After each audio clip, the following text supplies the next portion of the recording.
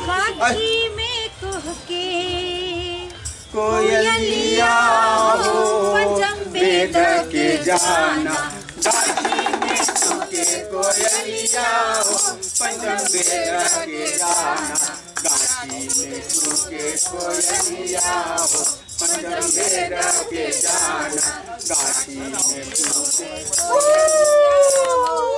काठी में कूके कोयलिया हो पंचम वेद के जाना, पंचम वेद के जाना, पंचम वेद के जाना, पंचम वेद के जाना, पंचम वेद के जाना, पंचम वेद के जाना, पंचम वेद के जाना, गाछी में कूके कोयलिया हो पंचम वेद के जाना, गाछी में कूके कोयलिया हो पंचम वेद के जाना।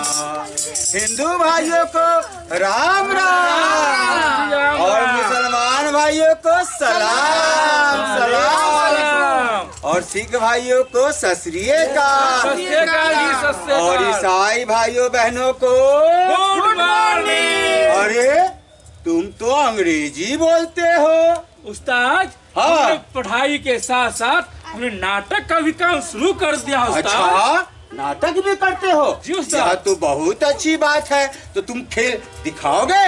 नहीं उस्ताद। अरे काहे नहीं खेल दिखाओगे? उस्ताद कुछ लोग काफी दूर में खड़े हुए, उनको थोड़ा नजदीक तो बुलवाइए। ओ दूर में लोग खड़े हैं ना?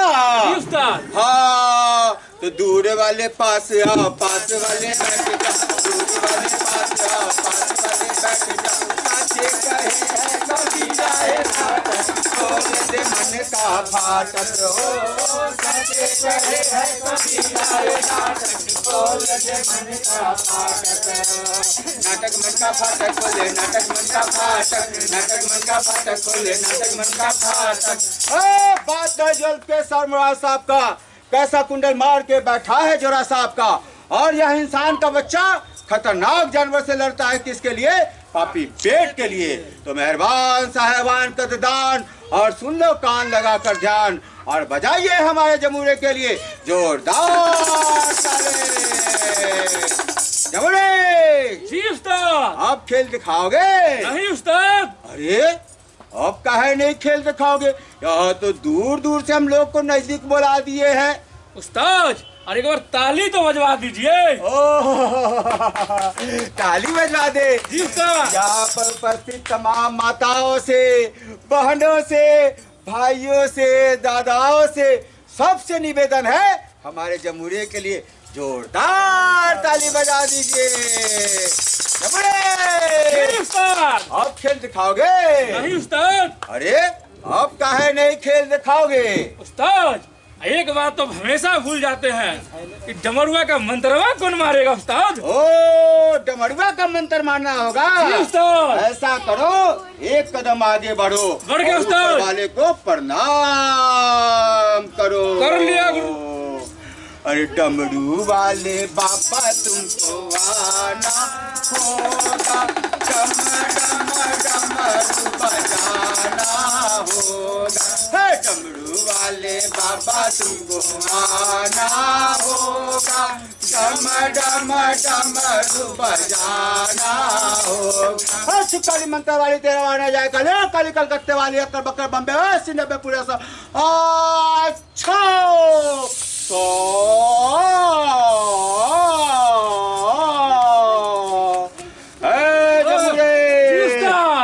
अरे तुमको क्या दिखाई दे रहा है मोटे मोटे अक्षर में?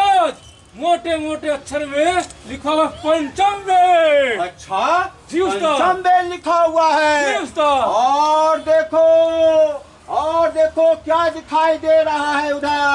भारत रंग महोत्सव। अच्छा भारत रंग महोत्सव दिखाई दे रहा है, जिसमें तरह तरह के रंग दिखाई देते हैं। जी उस्ताद। अरे यह तो बहुत अच्छी बात है। तो चलो हम सभी चलते हैं भारत रंग महोत्सव में। अरे ओ मुन्ना भैया ओ चलो हो, पंचम वेद वाला नाटक हो जा रहा है। चलो चलो चलो चलो चलो चलो चलो चलो चलो नाटक हो जाए। चला चला चला चला चला चला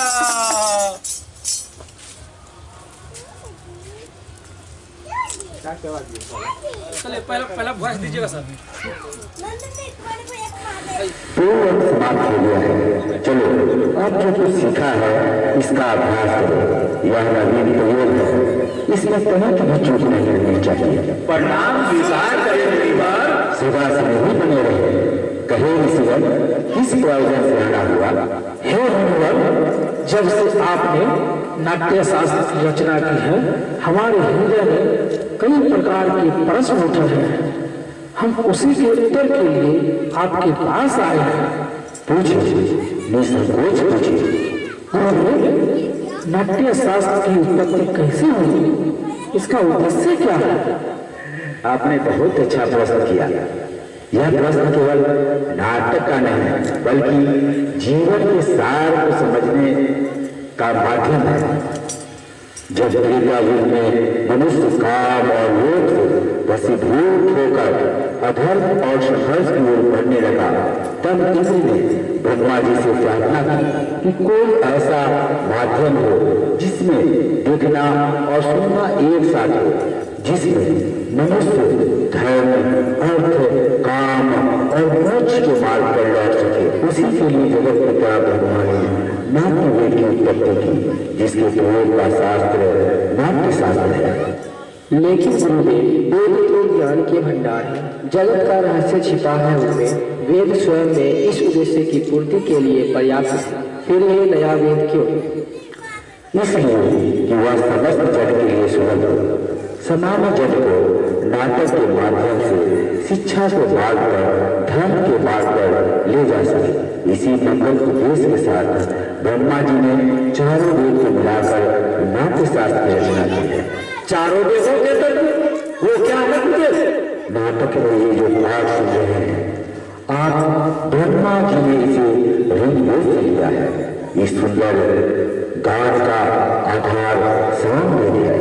यजुर्वेद में अन्वय और अर्थवेद से रस लिया गया है। चारों वेदों के अंगों को लेकर नाट्य शास्त्र की उत्पत्ति की है। गुरुदेव, तो नाटक क्या सिर्फ देवताओं के लिए बनाया गया है? यही संशय दानवों ने ब्रह्मा के सामने रखा था। तब ब्रह्मा जी ने उत्तर दिया था कि नाट्य शास्त्र सबके लिए, यह देवताओं, दानवों, मनुष्य के समस्त शुभ अशुभ कर्मों को दिखलाने वाला है। इस शास्त्र में तो केवल अनुकीर्तन है। नाटक तो दुख से, थकावट से तथा शोक से पीड़ित लोगों को विश्राम देने वाला होता है। इसमें तो समस्त रस, समस्त भावों, समस्त शास्त्रों, शिल्पी और कार्यों का सन्निवेश है। ऐसा कोई ज्ञान, ऐसा कोई कार्य नहीं जो इस नाटक में ना दिखे। और समस्त सृष्टि का समावेश लौकिक और अलौकिक है और धर्म सारे प्राणियों के भावों की प्रतिनिधि कला।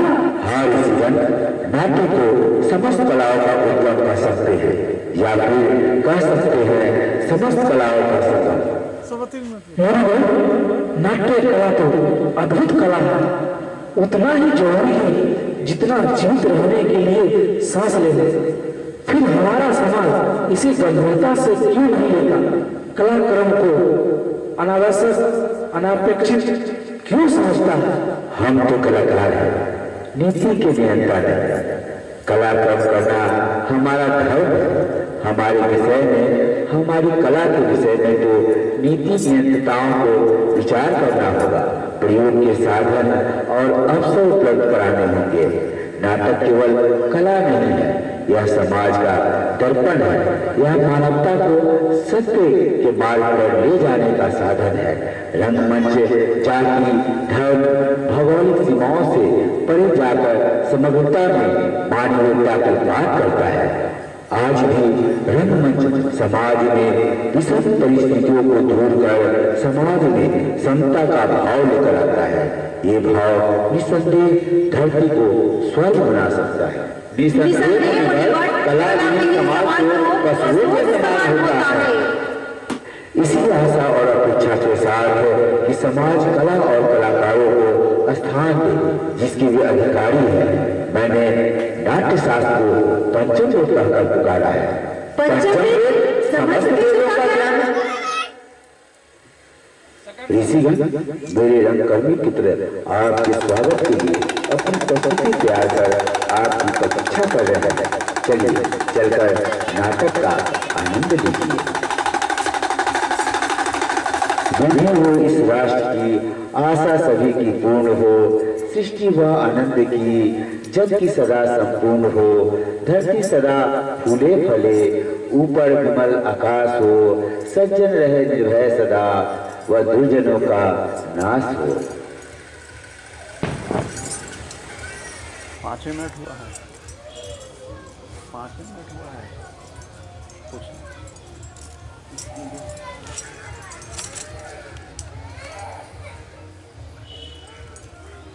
कट कर दिए ना।